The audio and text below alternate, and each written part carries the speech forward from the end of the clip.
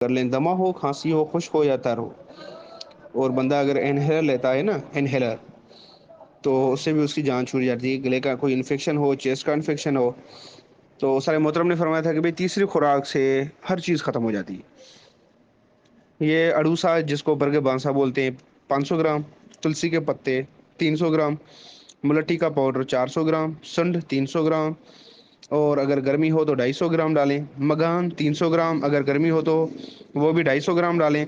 بڑنگی 200 gram, ناگ کے سر اصلی 200 gram, کالی مرچ 200 گرام، 40 پتر اصلی 300 گرام، ہلدی اصلی 300 گرام، الائچی خرد 60 گرام. کپڑ چاند سفوف کر لیں، بالکل کپڑ چاند، کانچ کے برتن میں رکھیں. 2 سے 3 گرام. اگر جلد رزلٹ لینا ہو کسی بھائی کو تو کسی کٹورے میں 2 گرام شہد ڈال کر مکس کر کے اسے بولیں کہ انگلی کی مدد سے چاٹیں. چمچ سے نہیں کھانی ہے، بالکل انگلی سے نکال کے وہ چاٹنا ہے. اوپر سے 2 3 گھونٹ جو ہے نا گرم پانی کے پی لیں. یہ خوراک آپ نے دینی ہے صبح، دوپہر، شام، یا صبح شام.